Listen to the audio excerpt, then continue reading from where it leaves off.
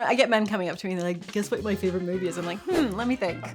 The one where hot women are dancing around in bikinis and kissing. I have no idea. Maybe it's Wild Things. Yeah, you probably had a poster above your bed. Yeah. First of all, congratulations. Scream 7, so excited. Yeah, thanks. So today we're gonna have you react to some iconic roles of yours. Okay. I want to play a game. It's true. My sister actually does that. She picks off all the mushrooms first, but then she gives them to the dog. I was girl number 2. Locker girl number 2. I think it was called My Secret Identity that Jerry O'Connell was the lead in. It's interesting, I was doing Phantom of the Opera at the time and we were very young and Jerry actually tried to call me backstage and sent flowers backstage. Oh, to nice. Called me at home, old school phone. Yeah, but I didn't have a date with him. And then he ends up playing my boyfriend. I was gonna ask. It was a little awkward the first time I saw him. No way, was it? It was okay. I was gonna ask if you guys had discussed being in that show together. Did you remember? Yeah, he remembered, yeah. That you Yeah. mugged Then him I off turned as him down. well. What memories come back when you see that? Like first. It's great. I mean, I literally was girl number 2. I think that must be the first speaking line other than a commercial. I mean, I was dancing professionally. Yeah. I was in Phantom of the Opera and all that, but for on screen, that was the very beginning. Plain or pepperoni? Plain. No, pepperoni. God. Oh, No, Party I'm of putting it in the 5! fridge. I hate it when it's I not thought you cold. were gonna show something else. Oh my God. 6, barely 4. Wow. Dad used to measure us. I remember Bailey used to stand on his tiptoes. Wow. That's crazy. So I had to show the first episode and the last episode. Wow. Yeah. What does that bring back inside?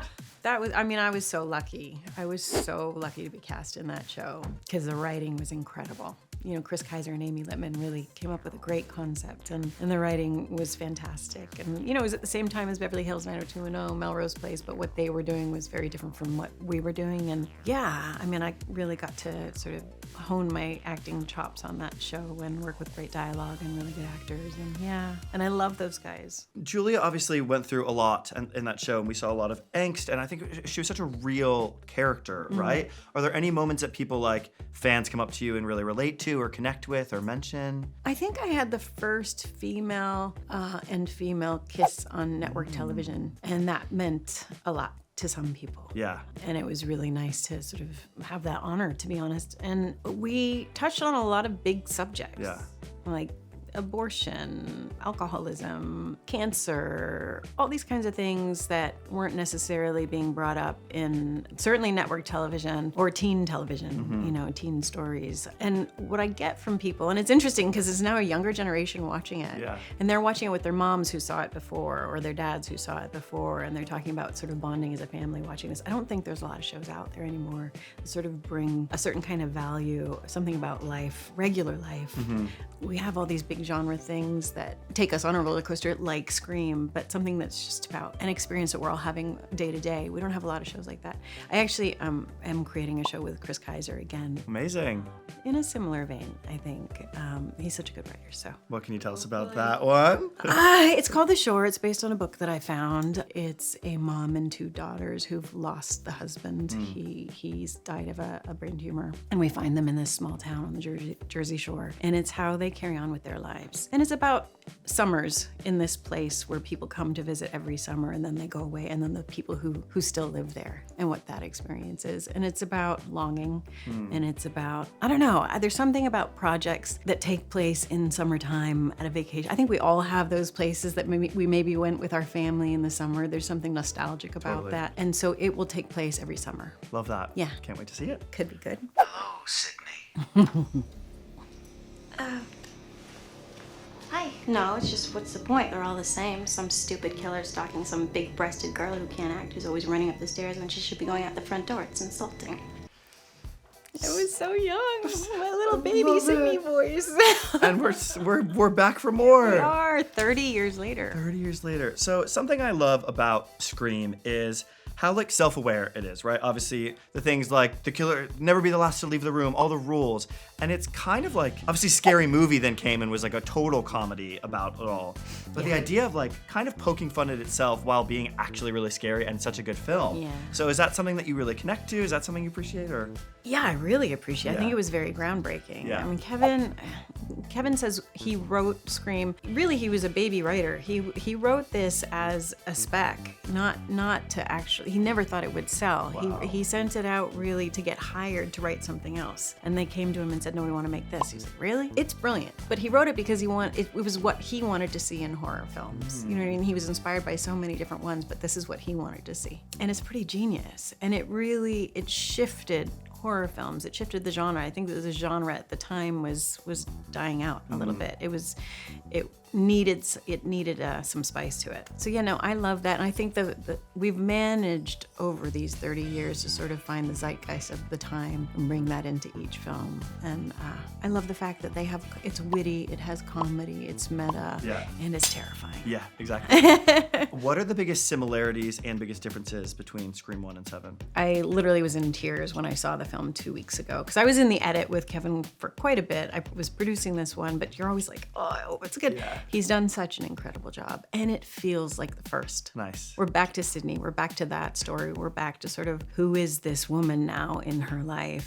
and harkening back to the first as well, and who is she as a mother? And we see Isabel May, who plays Tatum, and what her experience is at the same age that Sydney was when it all started. Yeah, it feels good. It feels nostalgic. Nice. Are there any traditions or rituals that have stayed on set? Traditional. I mean, every time I see Ghostface when I walk on set, I'm like, oh, there you are. I missed you, buddy. I was scared. I missed you. I love it. I drink of my sisters, and I take into myself the power to be beautiful, outside as well as in. It's so funny. I literally haven't seen these movies in decades. I love that I'm bringing them back for you then. The Craft, which I made the same year as Scream, and then came out the same year. And both Skeet and I were in both. I don't know if you remember, he's in it as well.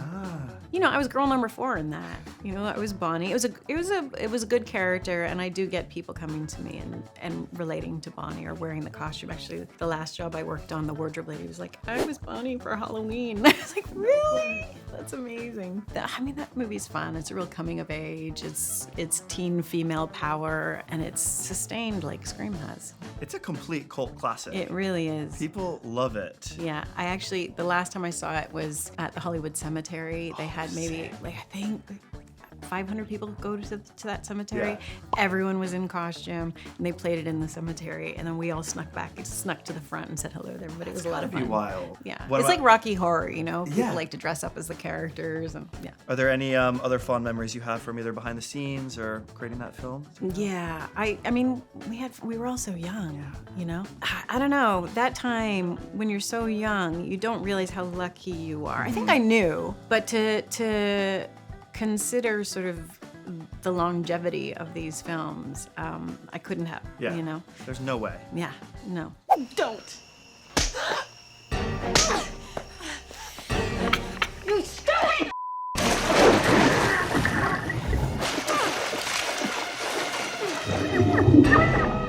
I mean, we only had 15 minutes for this interview. I would have loved to have played so many clips from this film, but talk about iconic. Wild Things. Oh my God. I literally haven't seen that since it came out. No way. This was the hardest one I had with picking what clip to show you. Really? It's so good.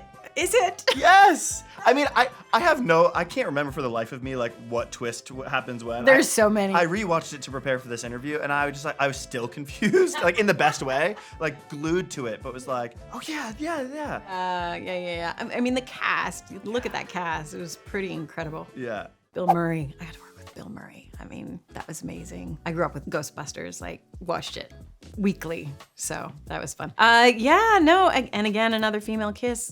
Yeah, I know. Iconic female kiss.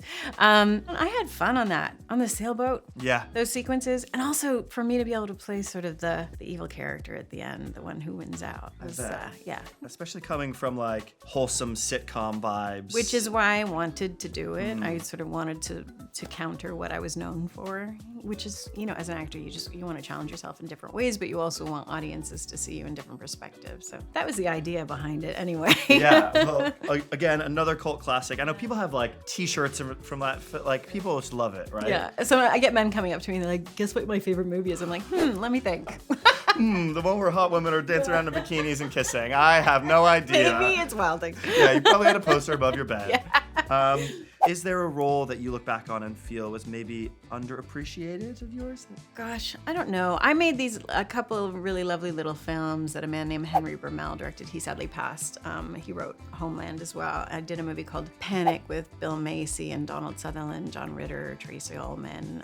Really sweet independent that was really well done and ahead of its time. And I made another movie called Last Call with Jeremy Irons and Sissy Spacek, both with Henry, and he was just really brilliant, man. It was a shame we lost him so early because I would have loved to have had a career with him. Yeah. Yeah, there's, I think we actors, we all have these little gems that just don't often see the, light of day, not well enough anyway. You need a lot of money to get behind you to get it out there, you know? But yeah, I liked those projects. Is there any role that you turned down or maybe didn't get that we would have a total sliding doors moment had you had? Oh, I think I turned down Lara Croft. And then I was offered, what was the one with Ben Affleck? What was it? I can't even remember. There's There's a lot, yeah. There's a lot. But, you make the choices you make at the time, but certain ones I wasn't available for as well, because I was so busy during like Party of Five. That took up 10 months of my year for 6 years. So there's a lot I wasn't able to do. But listen, I'm grateful for everything that I've had. Yeah, great. Pearl Harbor, that was it. Oh, wow. I went in, I kicked ass on that audition. I bet. I learned, I think it was Japanese. I had my lines translated and went in and spoke Japanese in the audition, and I got it, but I couldn't do it. Oh, no. So I worked really hard. Congratulations on this. So excited. And yeah, look forward to that new project you were talking about as well. Thank you. Thanks, guys. Thanks so much, everyone.